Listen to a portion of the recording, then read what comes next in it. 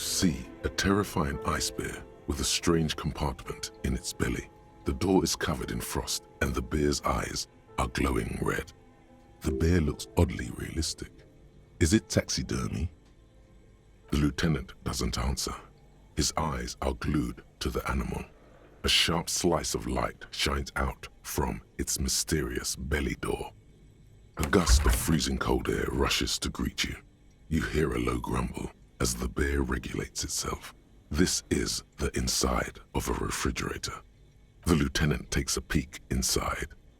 His hand has found the holster of his gun. Of course, just a giant ice bear-shaped fridge. Let's take a look inside. The shelves are empty. All you see are crumpled ice cream wrappers with the brand name, Revachol Ice City. A handwritten note has been attached to the door. The fridge is huge. You pocket the note and the little fridge magnets keeping it on the door. A friendly cartoon bear smiles back at you from a glossy cellophane wrapper. It looks nothing like the fridge. Good question. It looks like an ice cream fridge. I know. What an unfortunate marketing choice. What is even worse, the bear is still costing them money to this day. The fridge buzzes with energy. The electricity bill on this thing must be catastrophic. It's certainly an eccentric choice, but it is big enough, and cold enough too. But the optics on this are awful, he thinks. We need to be as silent as we can. Your visual confirms you could fit 2 more bodies in the ice bear fridge. Shall we go and get the body then? I'll take the head, you take the feet. The stairs won't be easy, but we'll manage. The body is heavier than you expected and stinkier. It takes half an hour to get the butcher, then 10 more minutes to stuff it into the fridge. The lieutenant takes a step back to admire your handiwork. Beautiful. A dead body in an ice bear fridge. This is some of the best police work I've ever done. No, not really. Look at that. What have we done? We stuffed a dead body in an ice bear fridge. This story does not leave this room. He means it. He doesn't want to be the ice bear cop. Did we though? Okay, maybe we did. At least we've stopped the body from decomposing further. Now you can conduct another inspection under controlled circumstances. Inside the icy realm of the ice bear fridge, the corpse stands slumped, waiting. Your arm reaches out and your eyes close, as if by their own volition.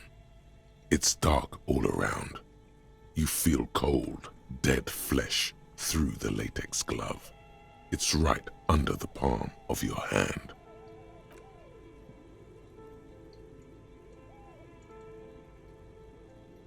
His face, his cheeks, his nose, his fat, swollen lips. Like a rubber spider, your gloved hand crawls on his features. Everything is silent, all around.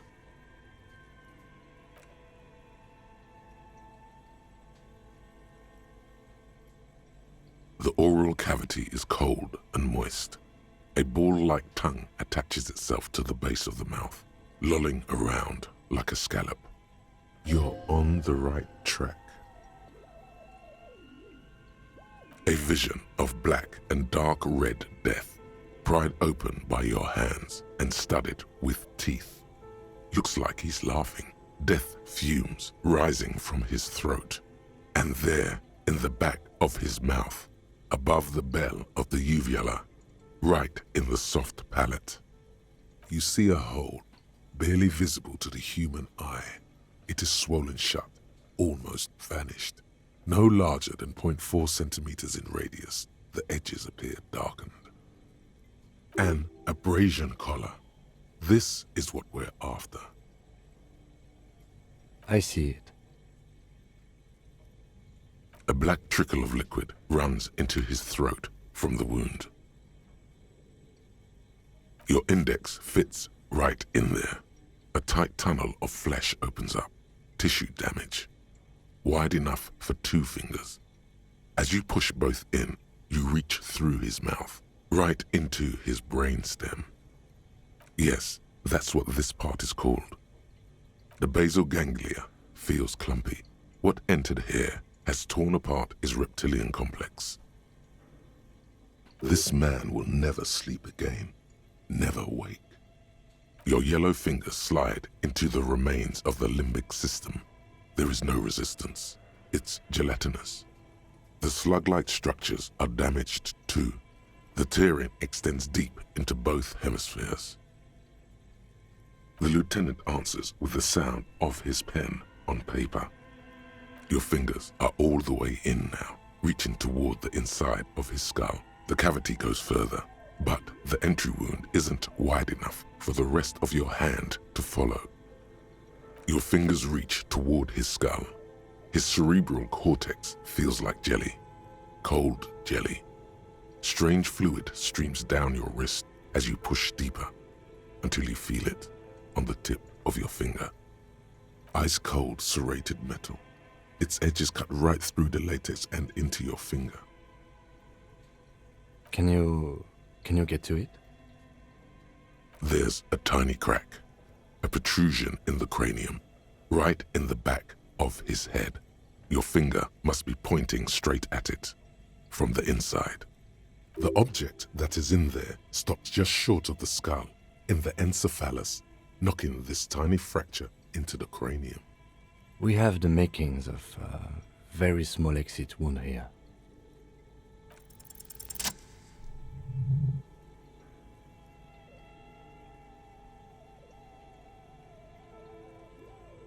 You pick the object between your index and middle finger.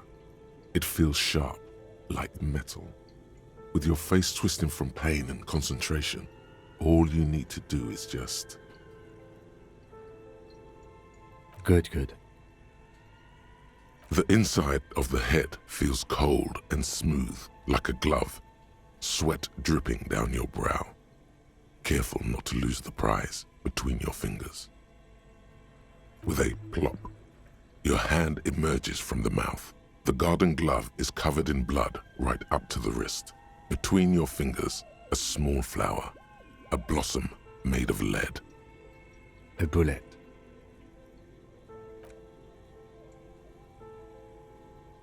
The bullet falls in the bag, leaving a smattering of blood on the plastic. He raises the bag under his eyes and says, A non-caliber. Rifled. Some kind of brittle alloy. Fractured on impact. Of course, you deserve it.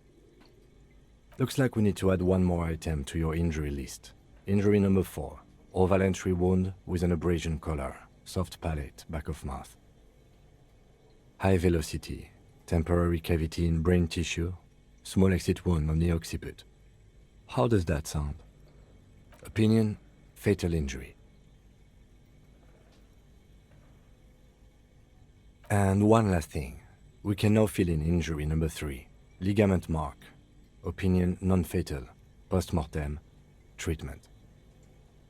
He's proposing the bullet was the real cause of death, and the hanging an attempt to conceal this fact. Treatment, officer, is an attempt to manipulate the body after death, to hide the real cause with a false cause. In this case, this injury here. Yes, and the belt around his neck, the hanging, even dragging him to the yard. All of it was done after this man was already dead.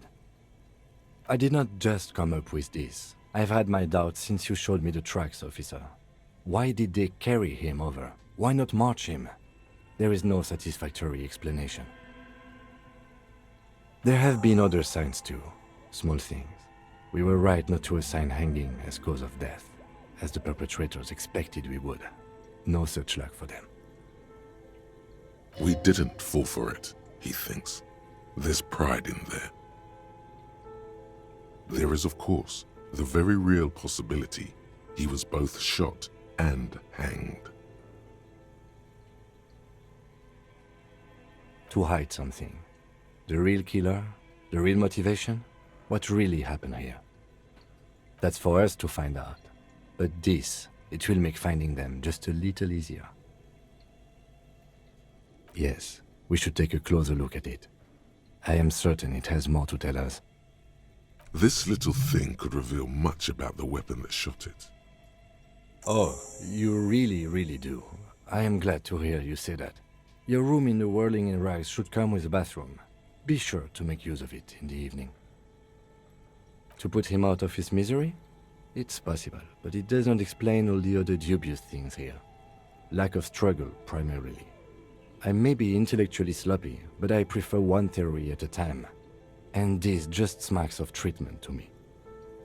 We put him in a bag and carry him to the holding pen of my kinema. The body bag should contain the odor for the duration of the transport. I would drive him to processing, but it's too late to do that today. I'll do it first thing tomorrow. No problem. One more thing. This was really good work, Detective. The word lingers in the air of the basement. Far away, ice cream makers are buzzing, and the sea wind blows outside. Detective. All right. I will need a little help carrying him. You take the hands, I'll take the legs. You see two lowly, defeated speakers, thralls, slaves basically, perched atop them like conquerors surveying the land. A pair of found, durable wear sneakers, ultra series. I can see you with taste for luxury, officer. Can't keep your eyes off those sneakers? A pair of found ultras. The design is impossibly sleek and simple.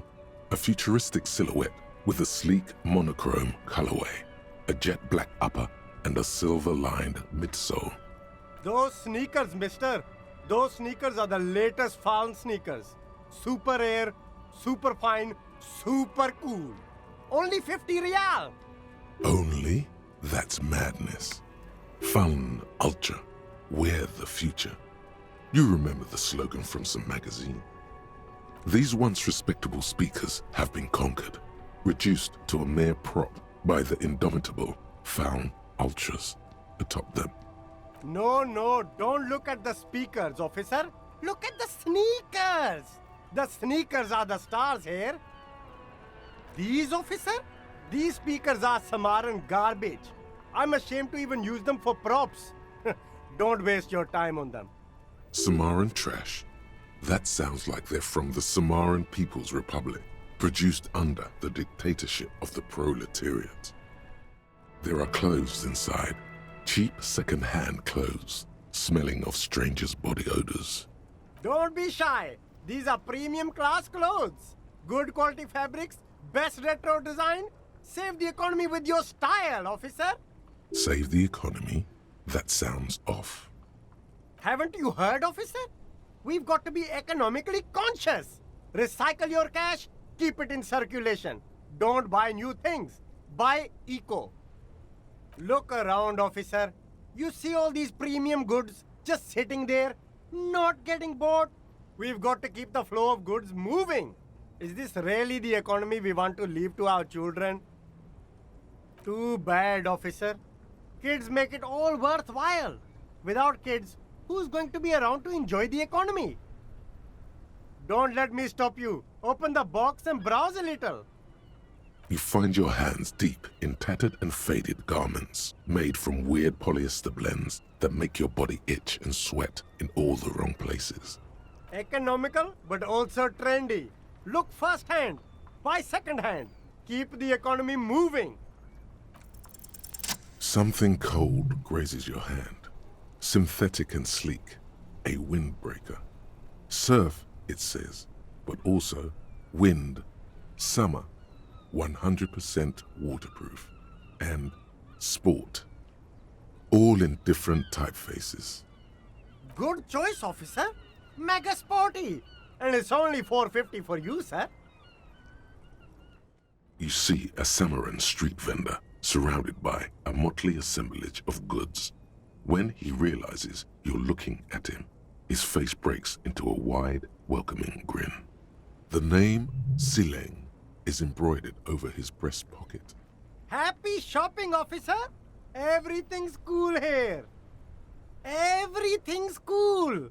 The goods are cool, The customers are cool, the place is cool. And one more thing, officer, you're very cool. Bang, bang, bang, bang! You're right, officer. 100%. No playing around then. Strictly business. Maybe I can interest you in some premium menswear instead. Only the coolest goods in Revachol. I've got sneakers, speakers, extremely comfy pants too. Try them on right here. No shame, only freedom. I'm an entrepreneur, officer. I've got sources, buyers, suppliers, distributors, manufacturers, wholesalers, all extremely cool and above board. Good joke, officer. Here we don't have permits, just economic freedom. Take a look around. You glance around the decrepit buildings, the miserable weather, the sidewalks strewn with sunflower seeds and a dust-choked air. It's beautiful. Beautiful freedom. It is, yes. Anyone can set up their shop whenever they feel like it. That's right. No permits, no bureaucracy.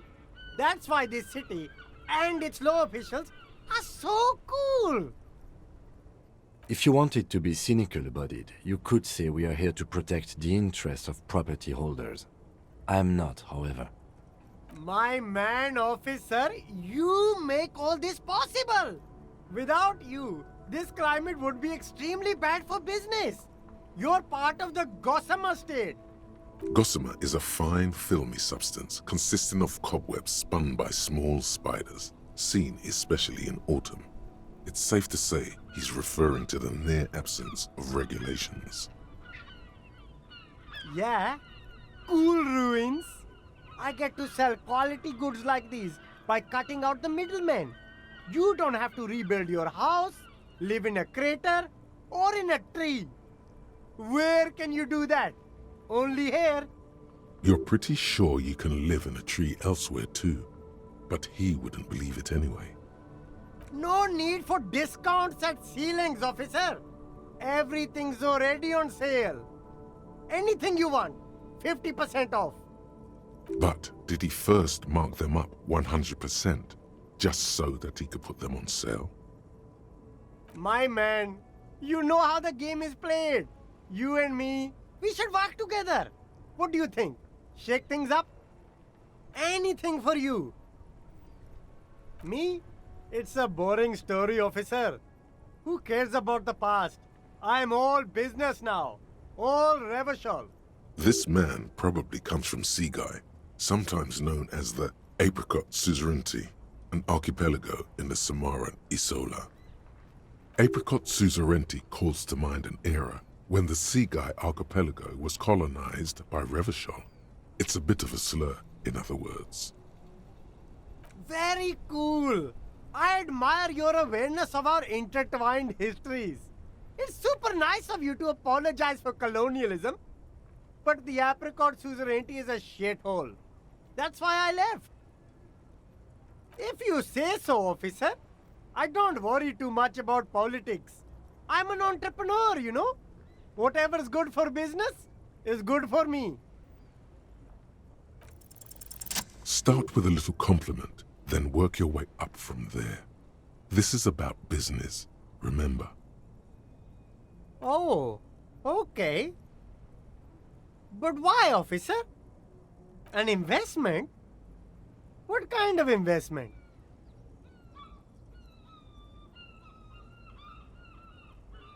Fair point. You can't have a successful business without a loyal customer base. How much is your loyalty worth?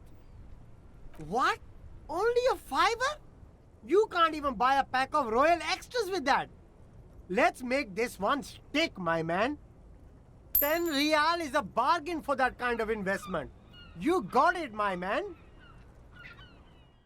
There's a pile of cheap sunglasses in a small box, a variety of shapes and colors. You like sunglasses, officer? I've got the latest styles right here. These are all boring. Boring third-rate ho-hum sunglasses made of cheap Syrahese plastic, the kind of plastic that melts in the sun. Those UV stickers are almost certainly just there for the show.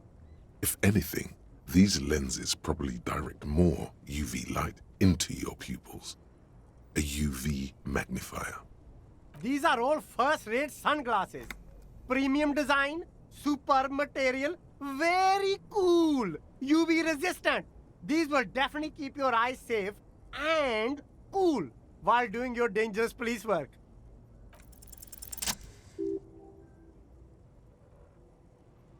Oh, very interesting choice, officer. Very high culture. This is how a sea monster sees the world. You've become a sea monster, Harry. Giant, hidden, and strangely tender at heart.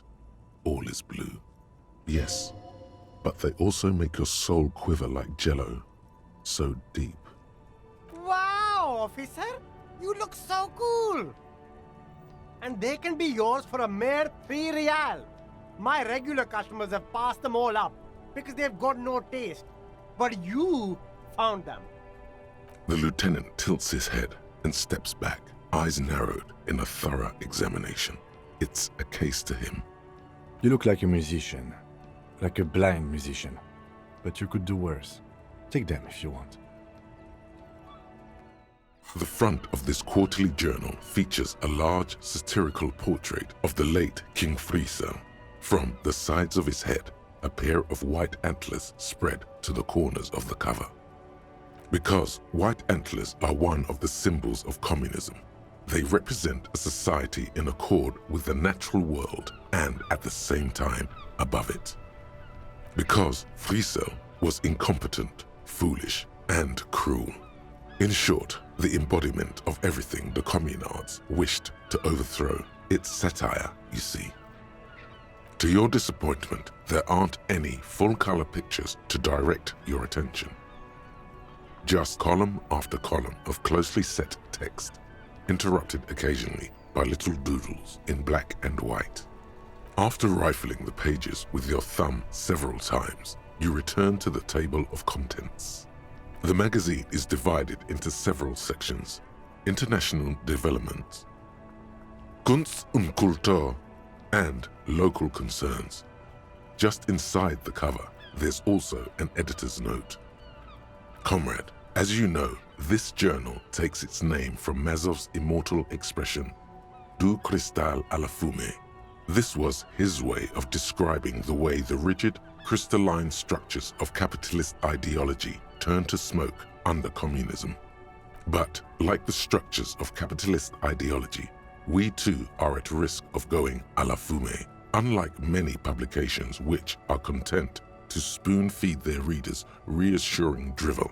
La Fumée is committed to telling the radical truth, even when that truth may drive away potential subscribers. Only 4 issues in, and it sounds like they've already alienated their readership. So please, if you value our radical Mazovian perspective on contemporary politics, culture, and international affairs, please consider subscribing today. Yours in struggle, the editors. What do you expect? It was laying around the office of the Debarders Union. They're probably bankrolling the thing. You flip back to the front of the magazine. The table of contents unfolds before you. This section includes a long, tedious critique of the latest round of free trade negotiations between the EPIS nations and the Free State of Semenine. You also skip over an article about heavy fuel oil smuggling along the Messina border, something about bear wrestling in Samara, book riots in Yugograd. Face it, you really aren't interested in foreign affairs. You're not even sure where most of these countries are. You flip back to the front of the magazine. The table of contents unfolds before you. It takes a moment, but gradually it dawns on you that Kunst und Kultur must mean arts and culture. Why they decided to title this one section in Volda is beyond you. It evokes a sense of recognition and fellowship among those privileged enough to understand. As you leaf through this section, you come across several reviews of recent radio plays, as well as a brief artist spotlight featuring a local artist identified only as CS. The main feature, though, is a long essay titled Tip Top Tournée, a critical Mazovian perspective. This so-called artist spotlight is really just a brief Q&A, made all the briefer by the subject's evident hostility to her interviewer. The actual article is surprisingly light on details, but after skimming a page or two, you gather that it has something to do with motor carriage racing. If you don't follow it, you only ever hear about the ludicrous sponsorships and obscene death toll. You think you're settling in for a relaxing recap of the most recent season, maybe sprinkled with some nice anecdotes about a few of the more colorful drivers. Instead, you find yourself skimming a 10,000-word feature about all the politically problematic aspects of Tip Top Tournée. Where to even start? For one, there's the crass commercialism of its sponsorships, and then there's the practically criminal emphasis on deadly motor crashes. So, all of it, basically. Under capitalism, the article says, every pursuit has its price. Every pleasure, even one as elemental as the joy of racing others around a track, is reduced to an advertising opportunity. Thus, the so-called tournée becomes a competition between increasingly meaningless brand signifiers. Your discount laundry detergent racing against a pack of Astra cigarettes, or even a fritter. And that precisely is what's problematic about it. Were it not for the promise of random, spectacular violence, audiences would quickly lose interest.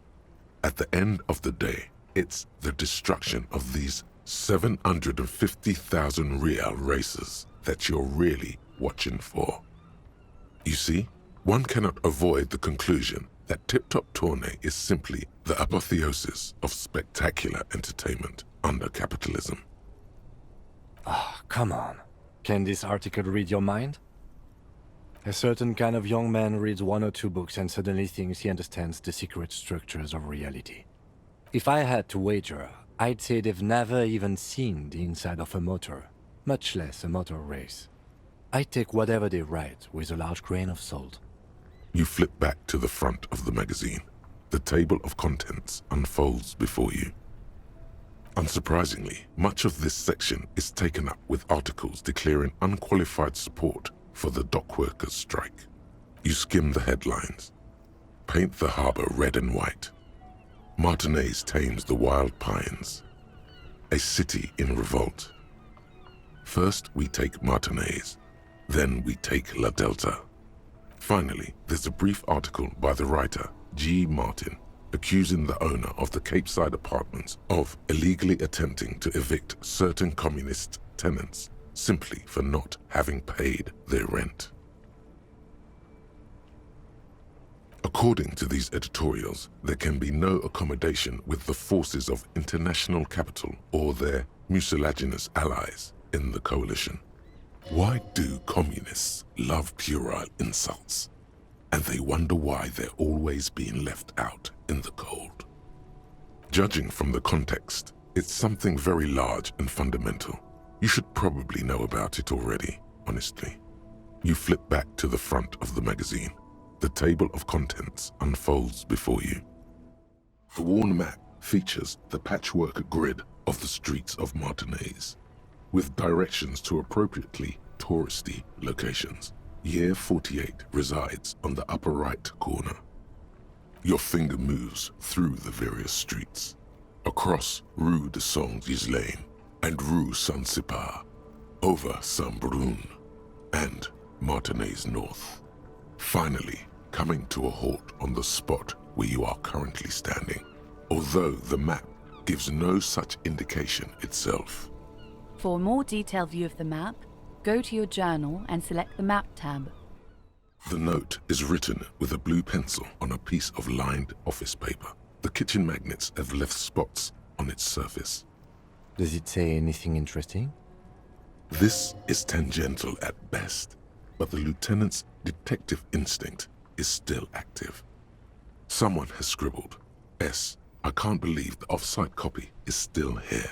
The illiterate ginger kid keeps stealing stuff from the studio, so I had to hide it somewhere safe. You'll find the filament memory with the off-site copy in the frozen ice cream maker. Please take it home, ASAP. It's important. I'd do it myself if I lived in a civilized place with a freezer. Take care, Suliswaf. Looks like someone from that radio game company upstairs. I'm a little surprised they just left their property lying here. That's a plausible hypothesis. Really? You don't have a single guess? Oh, I'm sure that child would love to get his hands on the filament memory. Even if he doesn't know what to do with it, he'd probably try to pawn it for speed, based on our encounter. I don't know. I assume it's somewhere close to the ice bear fridge. It belongs inside a radio computer, storing its memory. It's like a tape. You listen to disco tapes, right? It's like one of your disco tapes, only for a computer. It's like the production schedule you found.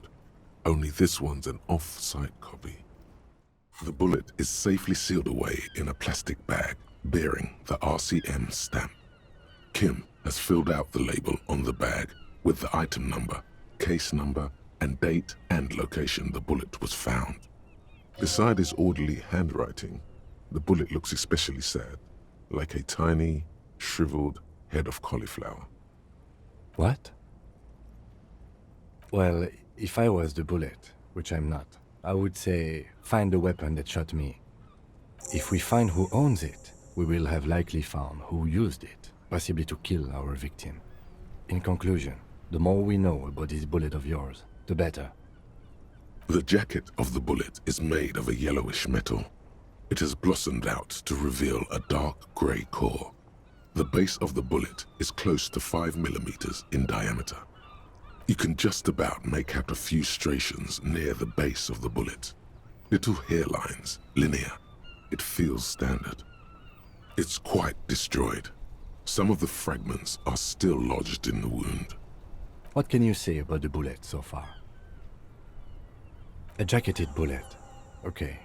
It would have been shot from a military-grade breech-loading rifle, not from a muzzleloader like those typically found on the streets of Martinez. Highly unusual. The people of Revachol haven't carried breech-loading weapons like this for nearly half a century.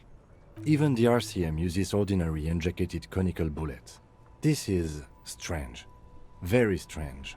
I like this, officer. Strange means unique. Unique means incriminating. We need to find the gun that shot it. Something tells you that won't be anytime soon. This'll have to be one of those epic tasks that's open for a while.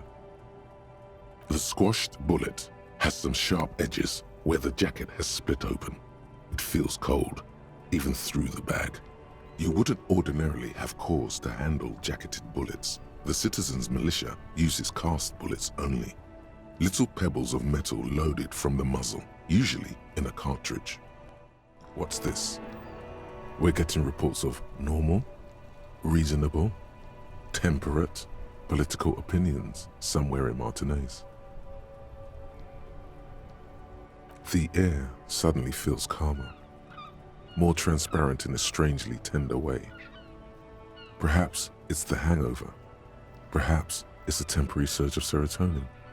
But something tells you it's time to become a citizen of the Kingdom of Conscience. It is not a place. It is a moment in time that can only arise in the right circumstances. In all of human history, it's only been achieved a handful of times. Incrementally. History's greatest catastrophes have been brought about by people trying to make the world a better place. Too quickly. That's the genius of Dolores Day. She recognized that progress is meaningless if its gains are lost because of instability. Real, lasting change can only come about gradually, increment by increment. Tisk tisk, just because you live in the present doesn't mean you have the right to place your needs above the needs of the future.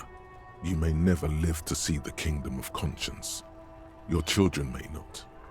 Even your grandchildren might not. But that's no excuse not to keep working. What rationality? What benevolence?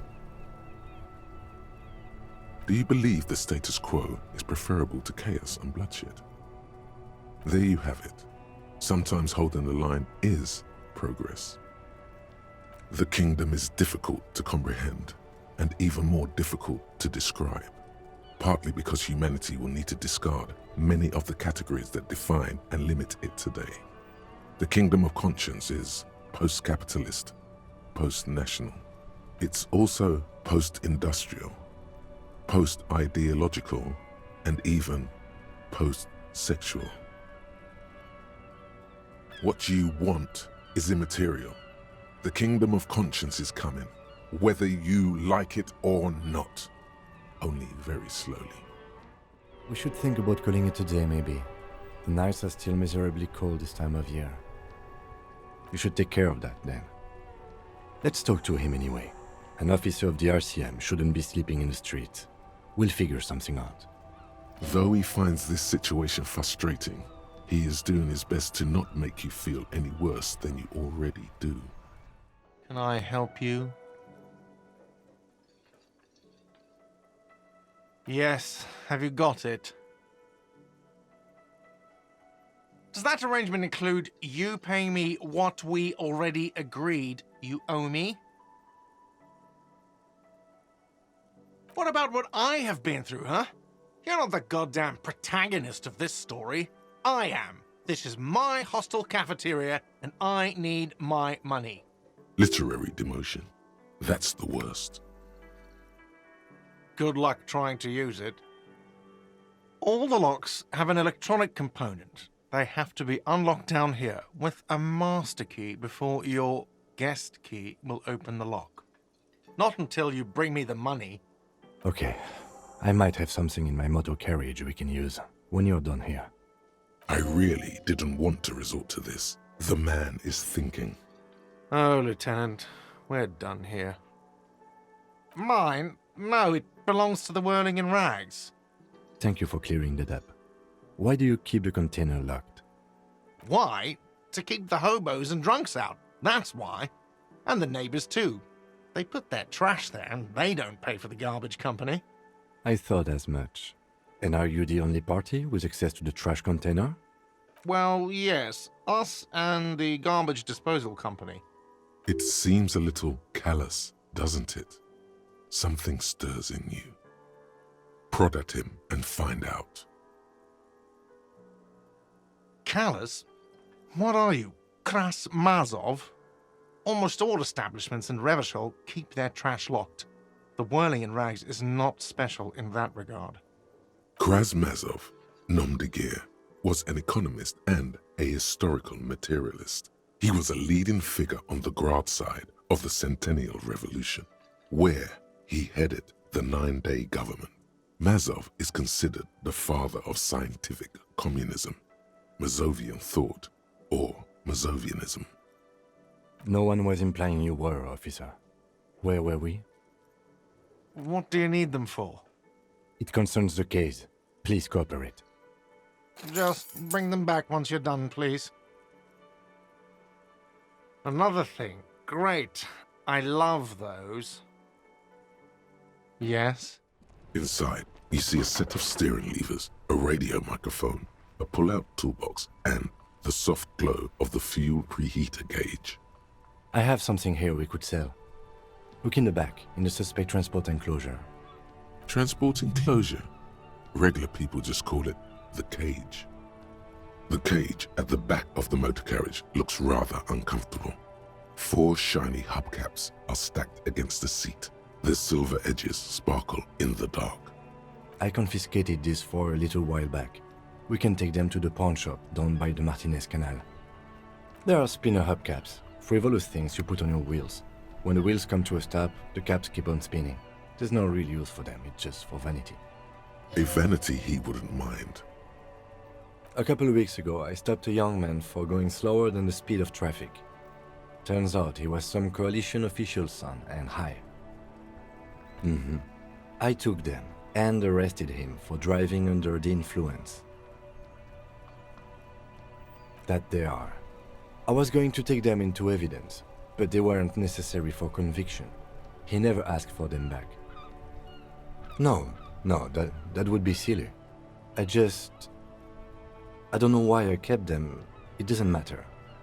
I couldn't put them on this MC anyway. A cop with spinners. That would be outrageous. He flashes a smile, barely visible in the dark. As I said, they are useless anyway. I should have remembered I have these earlier. But thank you. Yes, there's one 100 meters south of here. I think it's called Roy's Nest or something. If I'm not mistaken, it should be open late. Items that can be pawned at Bird's Nest Roy's appear in your inventory under the Items tab. You can pawn these items when talking to Roy. The lieutenant nods as you take the spinners. You see rows of toy soldiers guarding the rest of the trinkets displayed on the table. Some on horseback, others in rags, others yet in bright blue uniforms. All are stern and unyielding in their duty. Try to find something pretty and cool here, then use it to win her back. Yes, buy something nice, a figurine. This sounds off. You shouldn't trust this guy. Big men on big horses, clad in lamella armor and carrying flintlocks, the kind that would mow down a line of enemy soldiers in the blink of an eye. Franco-Nigerian knights. I used to be very serious about these guys. A long, long time ago. They're not all blue. These figurines also wear gold coats and caps, complemented by orange trousers. They are variously posed, wielding swords and rifles with bayonets. Which ones? Ah, Royalist soldiers from the time of the Revolution. The uniforms are painted a bit too brightly, I suppose. This set of soldiers isn't meant to look impressive. A few have rifles, but most of them carry pistols. Some even shovels and tall sticks. You're probably talking about the revolutionaries, yes? Yes, they are soldiers, revolutionary soldiers. I think their poverty has been exaggerated for effect. When you place them next to the royalists, it doesn't seem like they could possibly win. I don't like either set very much, to be honest, but there are many parents among my customers. Why? What's this? A headless man riding a horse? A headless man wearing futuristic tracksuit trousers that say found. Oh, that's the Headless Phone Rider. The Headless Phone Rider. It's an urban legend about a man who rides the streets of Revachol sporting a fawn tracksuit. As you see, he's missing his head. 50 cents. Bargain priced. I'll throw in the tiny cap too. I think he's looking for it, or something. That part of the story has many interpretations. He lost his cap when he lost his head. Perhaps he's looking for the head. Did I mention that this figurine is supposed to be lucky? Always carry it with you. That was a very smooth salesman's grin that almost comes off as earnest. You should learn from him. The boomboxes on the shelf look well-loved and well-traveled. Chipped, dented, they stare at you with the unblinking eyes of their tape reels. One especially catches your eye. Deep gold and amber plastic with a big old handle on top. A classic boombox that says, Stereo 8 approved. This is you. Golden orange. A sunset suite. Just make sure it works before you buy it. If police work means playing tapes, sure. You can use it for that. Or any other time you'd need to play a tape. Absolutely. I've tested each one myself with recordings of speech, found sounds and music from a variety of genres. even though I don't really like music, is the Harman Welsh W2, made in Vespa, designed in Seoul, plays all reel-to-reel formats, 2mm, 8mm, 12mm. It's even got a little radio in there. It'll set you back 12 real. And here you are, quality sound reproduction on the go. It'll play anything, wherever, turn any tape into a conversation of sounds and shapes. A typical Martinez streetlight sits among assorted floor and table lamps. The light pole has been carefully cut, and the wiring has been redone and attached to a standard indoor plug. The light buzzes faintly, but persistently. This would make quite a statement in your living room. Yes, officer. As you see, it's in perfect working order. It was brought to me to be altered. We are not here to investigate the theft of city property. You have to admit it's rather clever what he's done with it. 700 real. A bargain, I dare say. The light has undergone 3 transformations, and every transformation, large or small, has a price tag. The light has been removed and rewired. That's 2 transformations. But what about the third? The most important transformation is the light's placement among ordinary indoor fixtures, which has adjusted its morphological field. The light became suitable for use inside the home just a few days ago. Okay, that checks out. It's not often that I see officers from the RCM in my pawn shop. What can I do for you? His courtesy is not insincere, but he prefers being alone with his projector, just watching the movement of light across the walls of the shop. Oh no, not at all. I guess I haven't had many customers lately, RCM or otherwise. Who are your customers usually? All kinds of people come through here.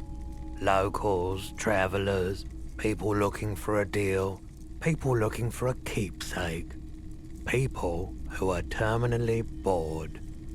As you can see, I have a wide selection of goods for everyone to choose from. It keeps me entertained. Of course, it's in working order still, isn't it? Just pick your tape and set it spinning. It all starts with the tape.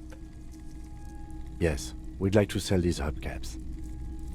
Roy takes the hubcaps from the lieutenant and inspects them. The spinners appear iridescent in the dancing light of his pawn shop. Yes, these are very, very good.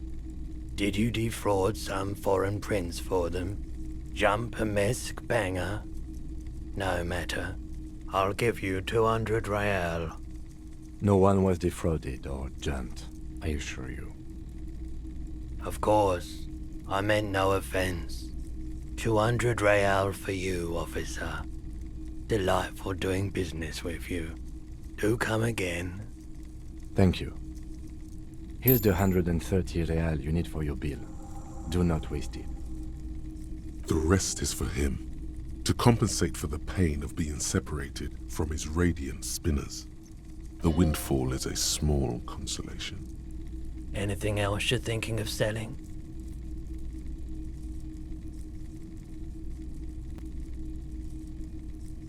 I'm not purchasing any more clothing at the moment. And especially that tie. It swallows photons around it. I have no need for necrotic objects. Your mother is a necrotic object! I'm fun! Look at me sparking in the light of the projector! Oh, no. I don't like those kinds of objects. No sale. Aphotic paths, counter-radiance networks, anti-magnetism. It's darkness. That's all I know. Sell me something lighter. You have absolutely no idea what aphotic baths are. but the tattoos on the man are not that. Another time, perhaps.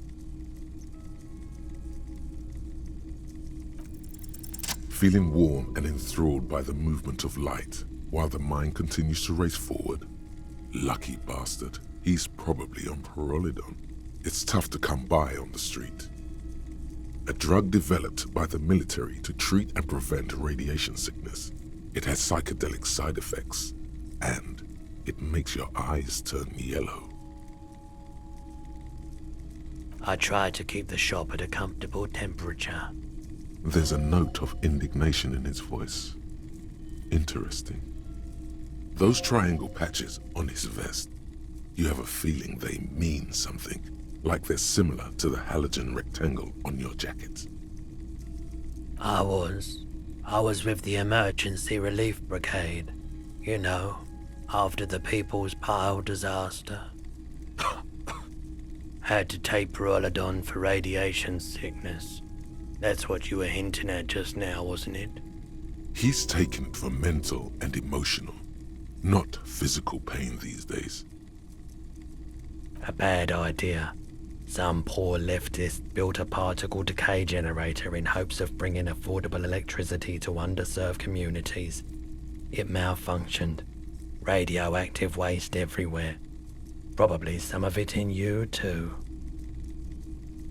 We were an all-volunteer force, self-organized, tried to help the fire brigades contain the spill. I lived by the river since I was a small boy. The Esperance didn't have the art to let it all go to shit without trying to do something to help out. There wasn't much the volunteer force could do, however. We wasted years in the river mud, years getting sick. There's a reason why everyone's tried to forget any of it ever happened, and why no one has tried to repair or replace the pile. So much disappointment, and early deaths, cancer mostly. And we knew all that was coming even as we were cleaning up as best we could. No one's, everyone's. So much bitterness. A bunch of poor people built themselves a primitive nuclear reactor, hoping for the best. What do you think is going to happen? The cleanup happened 15 years ago. I was young then. Later, my second aunt died. Left me this shack and all the assorted junk in it. So I came to Martinez. People told me don't go there. It's a shithole. I said, people, we just had a nuclear pile meltdown.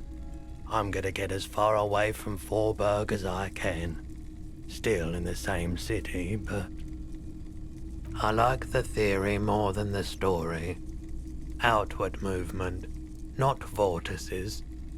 Yeah, you gotta get in on those vortices, my man. I doubt it, but I can try and answer any questions you may have. I do my best to keep my distance from all manner of butchery. Bad for business, bad for everyone. Can't say I'm a huge admirer of wild pines, and I can't say I trust any silver-tongued spokesperson of theirs. Fortunately, I have no reason to get involved. No, just people like that make everyone else see the world somewhat askew, at an angle that is convenient for them. Now, you have more questions, or are we? The pawnbroker's gaze is already fixed on the dancing colors.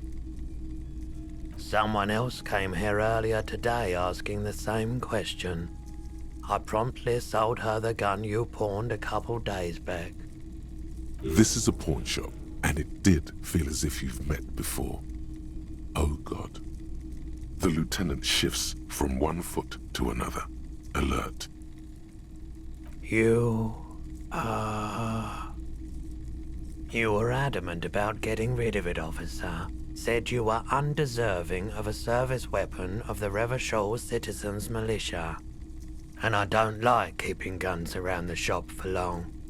Off the charts photon emissions. The unhealthy kind. He's not telling you the whole story. It seems he's trying to spare you.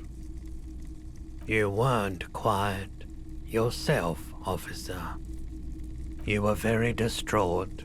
You said the gun was a threat to your life and that you can't trust yourself with it tonight, and that you need the money. When I said that I don't normally buy firearms, you put the gun barrel in your mouth and sort of sucked on it. Then I agreed to take it. 15 real. The lieutenant looks from you to Roy, and then back to you. It's clear that he hopes this tableau might still turn out to be a bad dream. It's not, though. This has got to be the most. Wow. There's pity there, too, in case you didn't notice. No apologies necessary, officer. She didn't seem like a policeman, although she kept referring to herself as a pig, which was odd. I found her interest in the gun a bit obsessive, but I was just happy to get rid of it, and of her. Truth be told, she was terrifying. Right, so let me get this right. You sold your sidearm, issued by the citizens' militia, and now a civilian is running around the streets of Martinez with it? Miraculously, his face does not reveal what's happening inside. You're right that she could cast aspersions on the force. We have to find her. My apologies, officer, but I have no idea where she was coming from or where she went. A needle in a haystack. There is nothing you can do about it right now. You'll just have to hope Everard wasn't lying, and the Union can track her down in time. Maybe. Shady-looking guys came in here yesterday, looking like they'd just taken off their Wild Pines overalls. They asked if I have a police weapon to sell. I told them I already sold it. They went their way. It was a trip, but you know, all sorts of people come here, asking for all sorts of things. Maybe Claire really is tracking down your gun. Of course,